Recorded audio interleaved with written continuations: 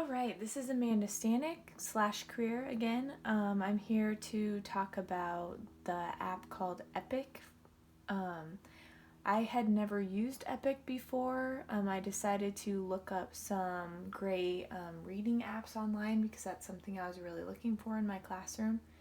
Because I'm currently on a free trial for Bookflix, but I found out how expensive it is, and it's just not possible for me to keep that all the time. So I wanted to find a new app that my students could go online and read books or have books read to them. So Epic is the one I chose, and I decided to look into it, get my own account, and do some exploring so I could teach you all more about it. So Epic is really great because it's free for educators and librarians, completely free for all year, unlimited access, which is really, really fantastic. And so once you log on to Epic, or once you create an account, it'll allow you to customize your Epic. So by doing that, you can select your reading level system. It has AR, DRA, FMP, GRL, Lexile, or other. I chose GRL because that's what we use at my school. And then you can select topics to explore for your grade. So I chose counting, listen and read along, and fairy tales, but you can choose as many as you want. And then you want to come down here and add your students to your class roster. And the last step would be to try Epic with your class. So if you want to add your class to Epic after you add their names, you give the student login or code to your class, and they can type in getepic.com and then enter their code. What I did find is that your students can only access Epic during school hours. So if they try to get on Epic at home right now, it would tell them that they can't access it unless their parents bought their own subscription. So it is free for educators and librarians, but it's not free for the everyday person. If you are an everyday person, it costs $7.99 a month for unlimited access, which still is fairly cheap. So if parents wanted to continue having their child use it at home, it would be $7.99 a month. So after you set up your account and get your students logged on, you can assign books to your class to read. So if you want all of them to read a specific book, or if you just want a few of them to read a certain book, you can assign assignments to them. So down here I've already assigned one. I'll click view all assignments. I've already assigned 5 Little Monkeys Jumping on the Bed to all of my students.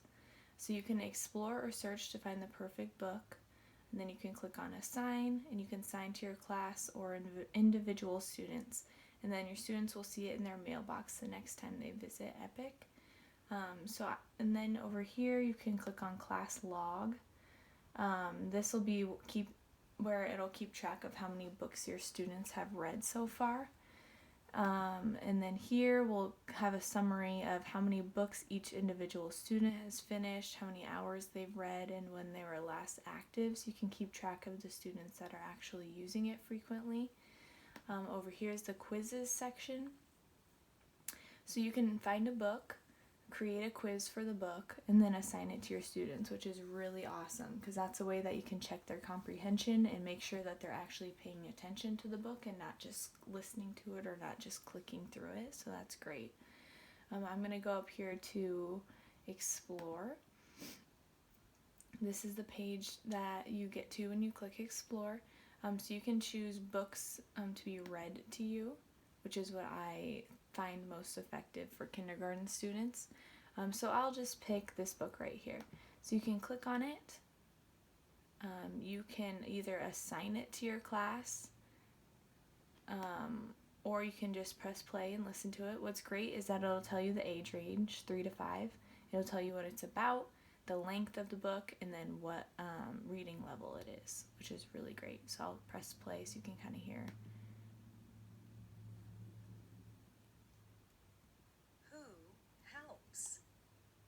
Who helps us learn?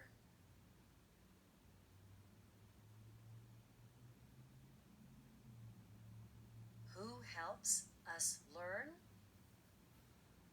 I can tie my shoes.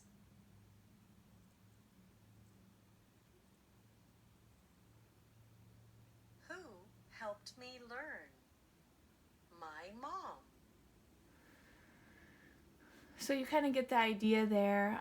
That book wasn't a great example because the reading voice was kind of slow and monotone, but if you listen to some of the more fun stories, the voices are more animated. But I really like it because it highlights what word they're on when they're reading it so that the students can follow along, and that'll help them learn to read themselves, which is great. Another option is videos up here. So these are some popular learning videos, videos to help you explore your world, adventure, laugh out loud, shapes, colors, letters, numbers.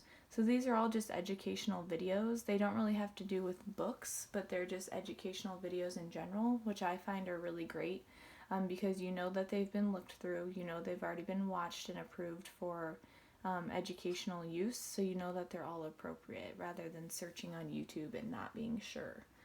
So if there were any ethical concerns about this site, I don't really have any because I know that all of these things are pre-screened, and so that you know that all of the videos are ethical and would not be offensive or inappropriate at all. Same with the books. And there are a lot of different books on here for different cultures, different races, different languages, things like that. So that is very ethical in my opinion. And then over here is audiobooks. So for audiobooks, it doesn't flip through the pictures, it just reads it to you, which might be good if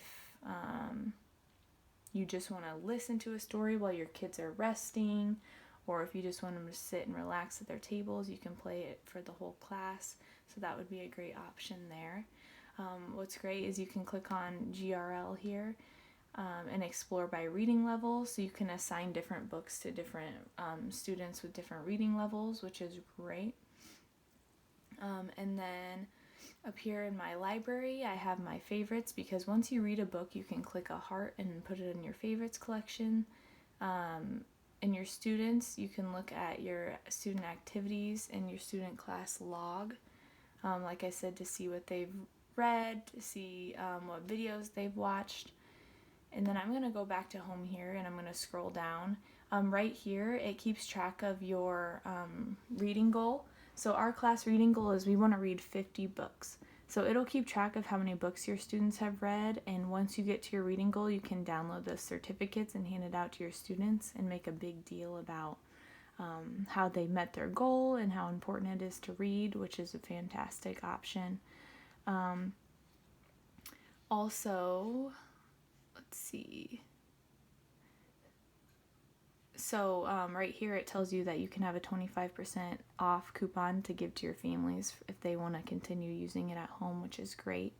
There's other educator resources such as classroom decorations, back to school night presentation to tell about EPIC, a colleague presentation if you want to teach how to use it or the importance of it to other educators, and then how to use it. And then this right here is a really cute thing that you can print off and put up in your room. It'll help you keep track of your reading goals, so you can add badges to it the more that you read, and then see if you actually met your goal, which is great. So that's really it. But EPIC is great for teachers because it allows them to assign books to their students based on their reading level.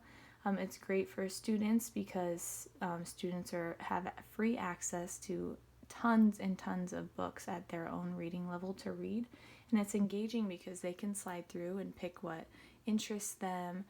There's videos they can watch. It's just really great and fun for them.